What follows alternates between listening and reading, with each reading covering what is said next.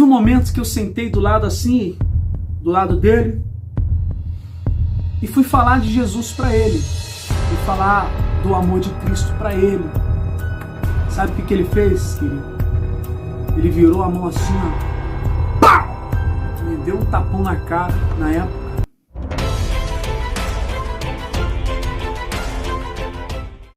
Fala, minha gente! Fala aí, meus valorosos! Tudo bem? Para quem não me conhece, eu sou o Alex e você está no canal do Valoroso. E no vídeo de hoje, nós vamos falar sobre Zaqueu. Zaqueu, ele foi um homem achado por Jesus. É muito importante você entender que é Cristo que escolhe, é Ele que nos escolhe, é Ele que faz o trabalho em nossas vidas, em nossos corações.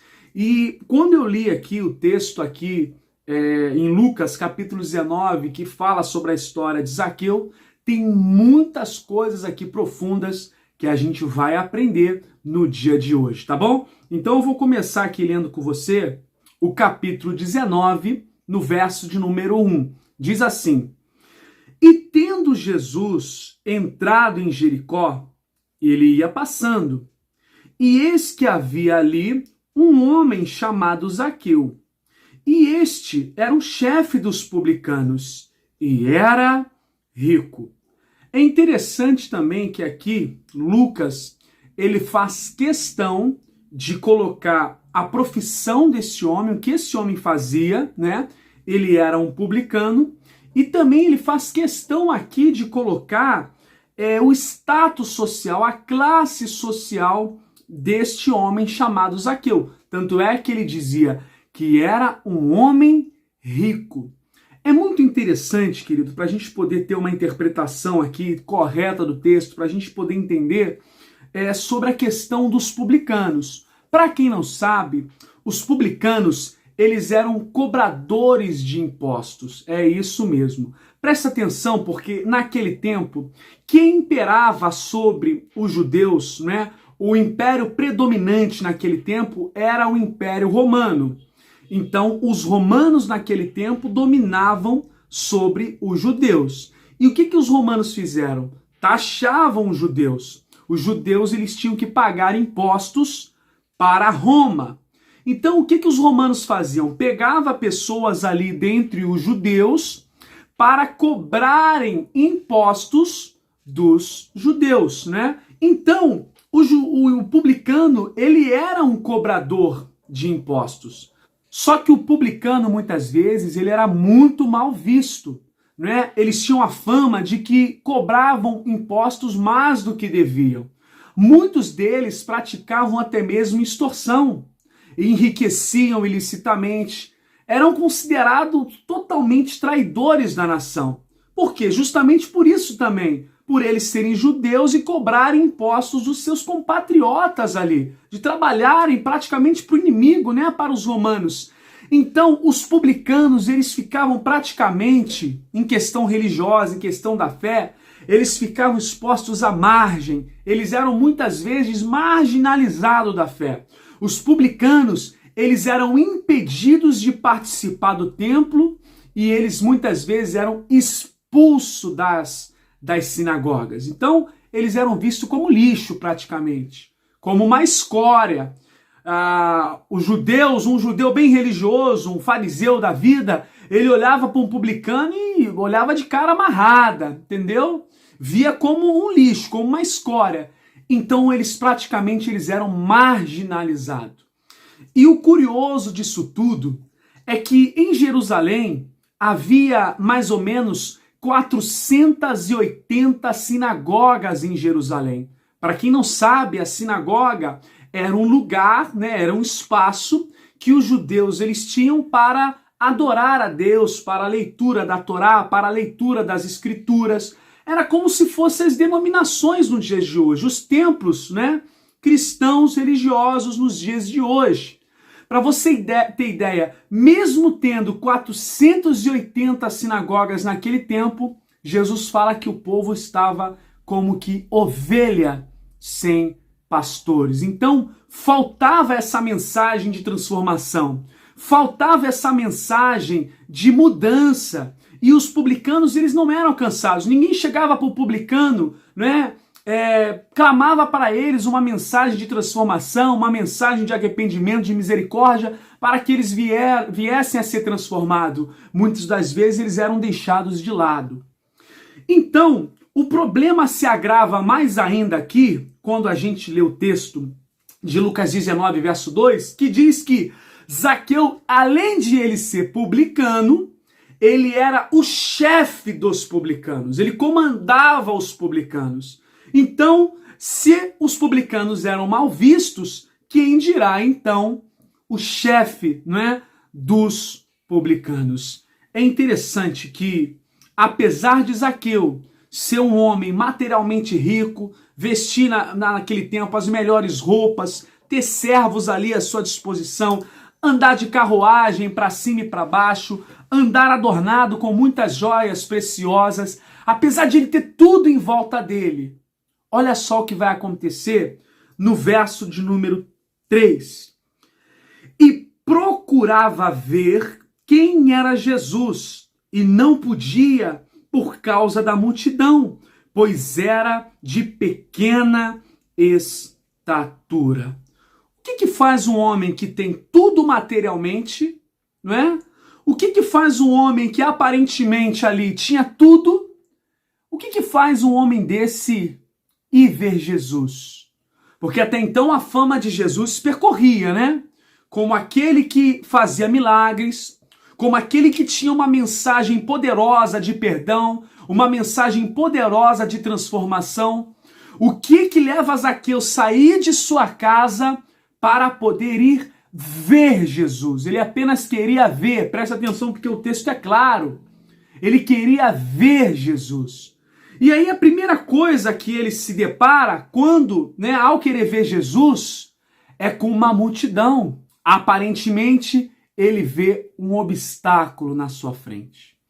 É claro, querido, que se Zaqueu está saindo de sua casa para ir ver Jesus, é porque Zaqueu, no fundo, sabia que só Jesus poderia preencher o vazio de sua alma. Porque muitas vezes a pessoa está em volta de tantas coisas, a pessoa às vezes compra tantas coisas com dinheiro, às vezes a pessoa tem um status diante dos homens, às vezes ela sorri diante dos homens, mas muitas vezes está vazia de alma, chora no seu interior constantemente. Sabe por quê? Nem tudo o dinheiro pode comprar. O dinheiro pode comprar uma casa, mas não compra um lar. O dinheiro pode comprar sexo, mas ele não compra amor. O dinheiro pode comprar um relógio, mas não pode comprar o tempo. O dinheiro pode comprar remédio, mas não compra saúde. Todos nós um dia envelhecemos, não é? O dinheiro pode comprar um belo travesseiro, aquele mais macio de todos, mas não pode comprar uma boa noite de sono. Então, queridos, tem muitas coisas que o dinheiro não pode comprar. E às vezes tem pessoas que são tão miseráveis, que tudo que elas têm na vida é o dinheiro. São os bens materiais.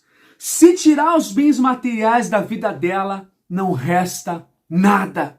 São miseráveis de alma, são pessoas totalmente vazias. E era esse o estado aqui de Zaqueu. Por isso, o coração dele arde em querer apenas ver Jesus. Mas é interessante que quando uma pessoa ela quer ver Jesus, quando ela aí quer ter um encontro com Cristo, os obstáculos não são suficientes para pará-la. Presta atenção, porque olha o que ele vai fazer aqui no verso de número 4. E correndo adiante, subiu a uma figueira brava para o ver, porque havia de passar por ali. Você está vendo? Quando uma pessoa quer buscar a Deus, ela não bota desculpa. Ela simplesmente passa por cima dos obstáculos. Nós estamos vivendo em tempos que tudo hoje em dia é desculpa para não buscar a Deus. Tudo hoje em dia é usado para não orar, para não ler as escrituras sagradas, para não se envolver com a obra na congregação. Hoje muitas desculpas são usadas até mesmo para ir à sua congregação, estar com seus irmãos, louvar ali no meio com a congregação, estar ali de fato, recebendo uma palavra em comunhão com os irmãos. Hoje muitas desculpas são dadas, E é interessante, né? Quando a gente olha e percebe a liberdade que nós temos aqui no Brasil para poder cultuar a Deus, para poder congregar. E quando a gente olha ao redor do mundo, algumas nações, né? Como por exemplo, Coreia do Norte, lá é um dos regimes mais fechados do mundo, se não é o mais fechado do mundo. Se alguém tiver essa informação aí, pode colocar aqui embaixo. É um dos regimes mais fechados do mundo. Lá as pessoas não podem exercer a sua fé publicamente. Lá as pessoas não podem cantar hinos a Deus, fazer orações, não podem se reunir. As reuniões lá dos cristãos naquele local são totalmente clandestinas. As pessoas se reúnem no secreto. E muitas vezes lá não chega uma Bíblia como esta aqui para eles.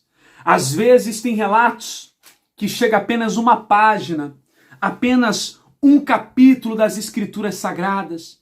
E muitas vezes, mesmo correndo riscos, eles se reúnem ali, eles se juntam ali, eles vencem esse obstáculo para adorar a Deus, porque a adoração a Deus é superior a qualquer lei do homem. A lei de Deus, ela está superior a qualquer lei que o ser humano nesse mundo possa implementar.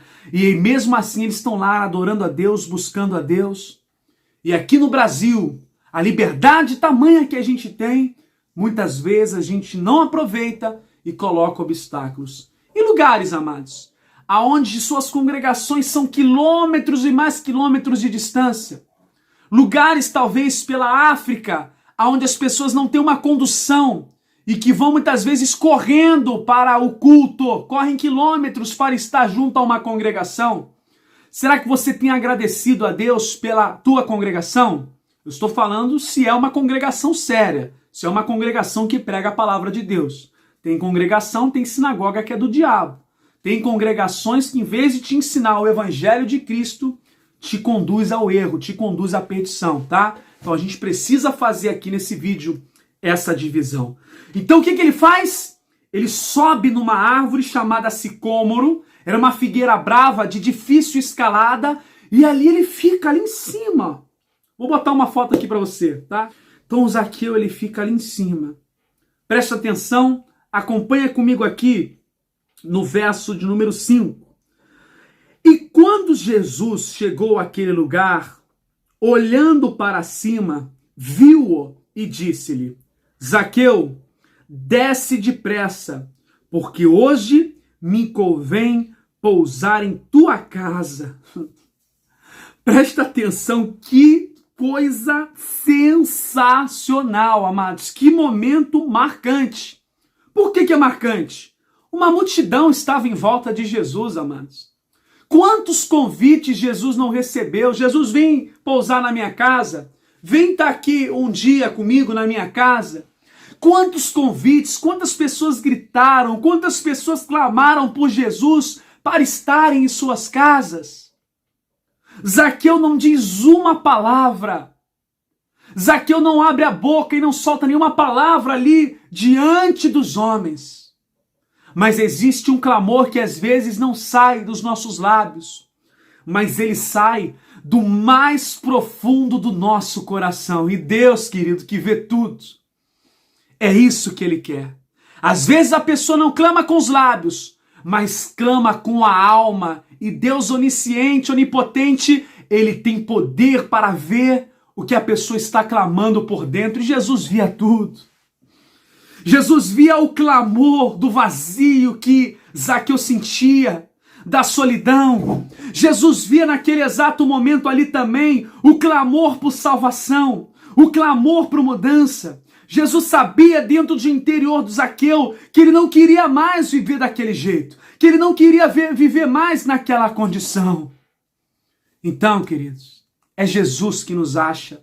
Porque uma multidão ali gritava, uma multidão clamava. Mas ele escolheu um homem que estava quietinho em cima da árvore. Ele não esperava isso. Porque Zaqueu achava um lixo. Porque Zaqueu, ele já era tratado pelo seu povo como lixo, como uma escória, como um traidor da nação, como um gatino. Ele era tratado como um leproso, espiritualmente falando. Nem ele esperava essa, amados. Mas aqui também eu vejo um componente profundo de humildade. Por quê? Porque Zaqueu, sendo ele rico, vestindo ele roupas finas, mesmo assim ele corre, a Bíblia diz que ele corre, e ele sobe em cima da árvore. Imagina ali, Zaqueu deve ter provavelmente se arranhado naquele momento. Naquele momento ele não estava nem aí com o status social que ele tinha. Naquele momento ele não estava aí pelas honrarias dos romanos. Ele não estava nem aí para suas riquezas materiais. Ele sabia que uma riqueza mais profunda passava por ali naquele momento. Então ele só quer ver Jesus. E ele é surpreendido por Cristo quando Cristo diz: hoje me convém pousar em tua casa. Olha só o que diz aqui no verso de número 6. E apressando-se, desceu e recebeu-o com júbilo, ou seja, ele recebeu Jesus com alegria. Imagina a alegria de Zaqueu naquele momento. E olha só o que vai acontecer aqui no verso de número 7. E vendo todos isso, presta atenção, tinha uma multidão ali. Olha que o texto narra: e vendo todos isso, murmuravam dizendo que entrara para ser hóspede de um homem pecador. Não fica enganado com multidão. Não se engane com multidão. Não se engane muitas vezes com congregações que estão cheias de pessoas. Porque às vezes está cheio de pessoas e está vazias de Cristo. Você vê claramente que as pessoas estavam vazias de Deus quando fazem uma afirmação como esta aqui. Olha só, murmuravam dizendo: que é isso? Jesus, sendo ele esse homem maravilhoso que tem feito grandes sinais, prodígios, maravilhas, vai entrar na casa de um homem desse? Tem muitas pessoas que até andam com Jesus, aparentemente. Elas andam com Jesus.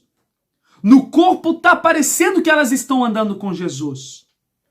Mas no coração, elas estão longe de Jesus. Por isso que o texto diz, este povo, diz um texto de Isaías que diz, este povo me honra com os lábios, mas o coração está longe de mim. E essa é uma realidade.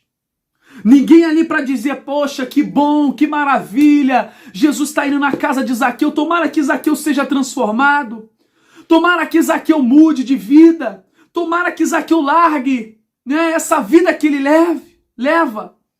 Ninguém para dar uma palavra de transformação. O texto é claro. Todos ali murmuravam. O texto diz.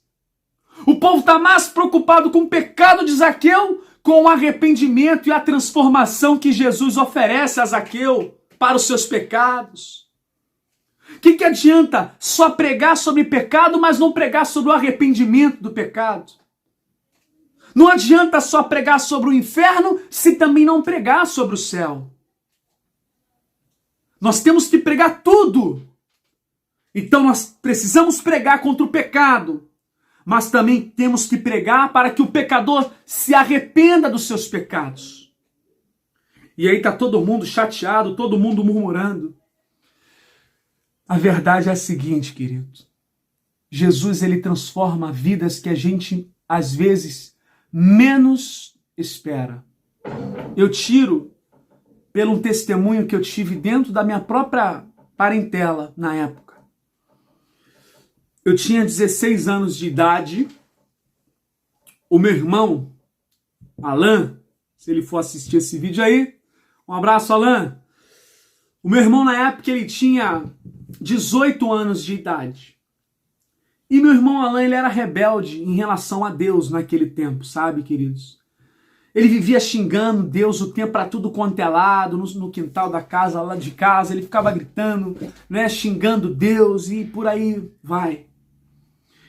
Teve um momento que eu sentei do lado assim, do lado dele, e fui falar de Jesus para ele. Fui falar do amor de Cristo para ele. Sabe o que ele fez, querido? Ele virou a mão assim, ó, pau! Me deu um tapão na cara, na época. Ele me deu um tapão na cara, querido. Só sei que a minha reação naquela época, né, fervoroso pela palavra de Jesus, foi assim: pode dar na outra face. Pode dar na outra face. Né? Jesus não falou, se alguém te ferir numa face, tu dá outra. E na outra, nesse dia eu falei, pode dar um tapa na outra face. E depois daquele momento ali eu chorei muito, querido. Eu chorei muito ali, né, no meu quarto, chorei bastante. E eu pensava o seguinte, eu acho que meu irmão, ele nunca vai se converter. Eu pensava isso, ou eu pensava o seguinte, eu acho que o meu irmão, ele vai ser uma das pessoas mais difíceis de se converter. Ou eu acreditava na impossibilidade da conversão do meu irmão, ou eu achava que ele seria uma das pessoas mais duras e mais difíceis da minha família, da minha parentela, de se encontrar com Deus, de se entregar a Cristo Jesus. E aí anos foram passando, anos foram se passando, e meu irmão foi, depois de mim, éramos em 5, depois de mim o meu irmão, ele foi o próximo convertido da família, né? Ele se converteu, né? Eu fiquei meio surpreso quando ele se converteu. E hoje ele congrega aí na Igreja Presbiteriana do Rio da Prata. Um abraço aí para os irmãos da Igreja Presbiteriana. O Alan, uma benção aí? O Alan, uma benção aí? Eu sei que ele é uma benção. Hoje o Alan, ele é um diácono lá da Igreja Presbiteriana. Ele toca lá guitarra, ele toca violão, ajuda lá no Ministério de Louvor. E hoje, amados, olhando assim para a vida do meu irmão, eu olhando para trás, olhando para esse testemunho, eu penso, meu Deus, quem diria, né? Quem diria que o meu irmão ia ser transformado da maneira que foi, né? Nosso Pai, Deus amado, todo-poderoso, agradecemos por esse momento, meu Pai. Porque foi o mandamento do Senhor Jesus, o próprio Senhor Jesus, ele se batizou e disse, é necessário fazer isso para cumprir toda a justiça de Deus. Meu Deus, batiza no simbolismo de uma morte, meu Deus, da velha criatura, e de um novo nascimento espiritual, de um nascimento do Senhor. Eu te agradeço por esse privilégio, por essa oportunidade de estar batizando o meu irmão, meu Pai. Muito obrigado por isso, meu Deus. Amém. Amém. Glória a Deus.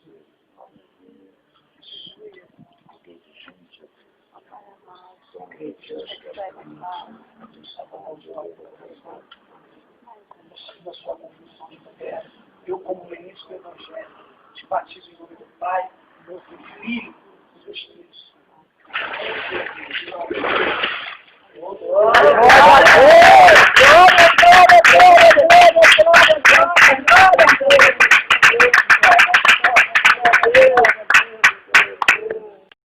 Quantas pessoas você achava que nunca ia se entregar a Cristo Jesus e hoje são uns bebês chorões na presença de Jesus, estão quebrantados aí na presença de Jesus? Então Jesus faz isso, querido. Quem você menos imagina, Jesus encontra, Jesus acha e Jesus ele faz a obra de regeneração. Então a gente precisa acreditar, né? Às vezes você vê uma pessoa numa vida pecaminosa, afundada no pecado, e às vezes você não consegue ter o mesmo olhar de Jesus, que é um olhar de transformação, um olhar de misericórdia, né?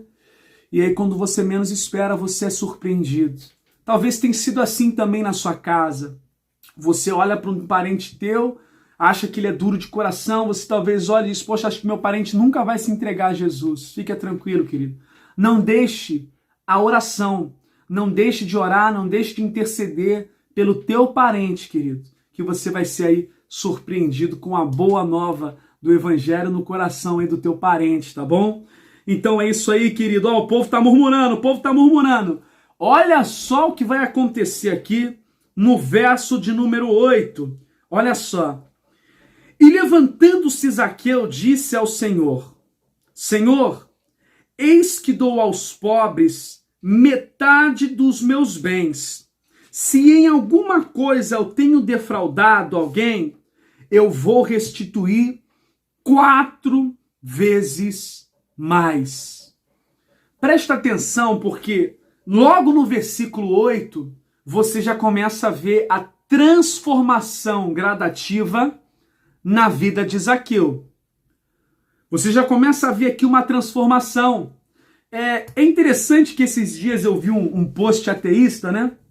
E o post ateísta dizia o seguinte, né? Você não precisa de uma religião para ser bom. Se você vai até atrás de uma religião para ser bom, isso mostra que você não é bom. E aí eu refleti, eu falei, mas é justamente isso, gente. É justamente isso. Todos pecaram e destituídos estão da glória de Deus. Jesus disse que nós, seres humanos, somos maus. Após a queda de Adão, a depravação entrou no mundo. O homem passou a ser mau. Então é justamente isso. Nós não conseguimos alcançar a salvação por mérito próprio. Não adianta. Não adianta. Se o ser humano fosse bom, né, para se salvar por si próprio, Jesus não precisaria vir ao mundo. Jesus não precisaria fazer a expiação dos nossos pecados. Não precisaria haver expiação. Não precisaria haver o sacrifício de Cristo perfeito, o único perfeito. O único perfeito nesta vida é Jesus. Por isso que nós precisamos dele, para que ele habite em nós e para que nosso coração seja transformado por ele. E se a bondade sair de nossas vidas, é mérito de Cristo. Toda a salvação é um mérito de Jesus Cristo. Você precisa entender isso, querido. Você precisa entender isso. Realmente, o posto ateísta está maravilhoso. Porque se tratando de religião, Jesus é a única religião verdadeira. Porque ele é o único que morreu e ressuscitou. A palavra religião vem do latim, significa religar, e é de fato. O homem depravado, o homem totalmente desligado de Deus, está sendo agora religado novamente a Deus pelo mérito de Jesus Cristo. Então eu dependo sim da religião chamada Jesus. A religião é Jesus, amados. Ele é a religação entre Deus e o homem, né? É interessante isso, né? Eu fiquei pensando assim, cara, incrível, né? Incrível. O que aconteceu com Zaqueu? Logo quando Jesus entra na vida de Zaqueu, Zaqueu começa agora a olhar para o semelhante dele. Tanto é que um dos primeiros atos aqui da conversão de Zaqueu é: se eu vou doar metade dos meus bens. É muita coisa, querido. É muita coisa. Metade dos bens, gente, é muita coisa. Para um homem rico, metade dos bens. Metade dos meus bens eu dou para os pobres. Metade dos bens eu dou aos pobres. E ele ainda diz, já que eu tenho a fama de defraudar, nós temos a fama de defraudar, se eu tenho defraudado alguém, eu vou devolver 4 vezes mais. Porque a lei ordenava isso, sabia?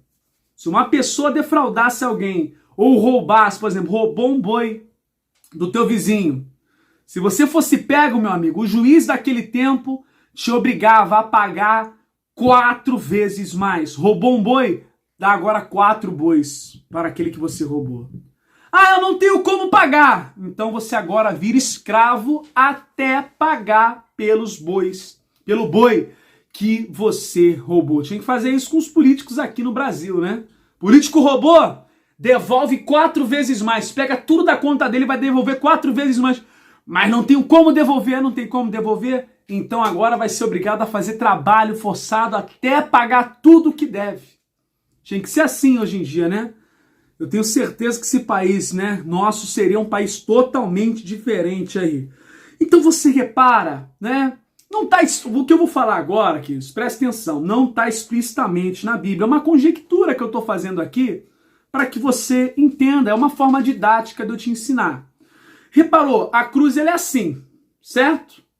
Vertical, horizontal, né? Os 2 mandamentos que resumem tudo da Escritura é o quê? amar Deus sobre todas as coisas e o próximo como a ti mesmo. Então assim deve ser a nossa vida.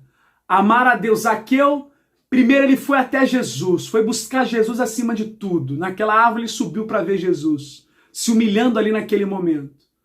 Ele subiu, amou a Deus acima de tudo e depois quando o amor de Deus entrou nele, agora ele passa a amar o próximo, ele passa a ver o próximo, ele passa a amar o próximo como a ele mesmo. Então isso é muito interessante. Um homem que antes não era nada, era escória. Jesus deu valor a esse homem e agora ele passou a fazer parte da Bíblia. Ele faz parte de uma das histórias da Bíblia. Ninguém queria nada com Zaqueu. Zaqueu agora é famosíssimo porque ele está dentro da Escritura Sagrada. Por isso que a Bíblia diz, né? Tem um texto que Jesus diz: os últimos serão os primeiros e muitos dos primeiros serão os últimos. Então você repara que a pessoa, quando ela se converte, ela quer mudança de vida, né? É o que aconteceu com Zaqueu. E olha só no verso 9. Disse-lhe Jesus: hoje veio salvação a esta casa, pois também este é filho de Abraão. Olha só, Jesus falou sobre salvação. Jesus veio buscar justamente o que havia perdido. Olha, versículo 10. Porque o Filho do Homem veio buscar. É quem que veio buscar? É Jesus. O Filho do Homem veio buscar e salvar o que se havia perdido. Veio buscar Zaqueu. Vem, Zaqueu, vem te buscar. É para esses que Jesus veio, querido. É para esses que Jesus veio. Jesus não veio para o santarrão, não. Jesus veio para os pecadores, para os imundos, para os depravados, para levar estes à transformação e ao arrependimento. Amém, queridos? Então, essa é a palavra aí de hoje. Esse é mais um vídeo aí do nosso canal. Gente, por gentileza, né? Compartilha aí o vídeo, né? Leva essa mensagem para outras pessoas, irmãos. Compartilha, dá o like aqui que o YouTube ele vai recomendando. Deixa o like aqui, ó, deixa o gostei. Se não é inscrito, cadê sua inscrição? Vou ficar te esperando, hein?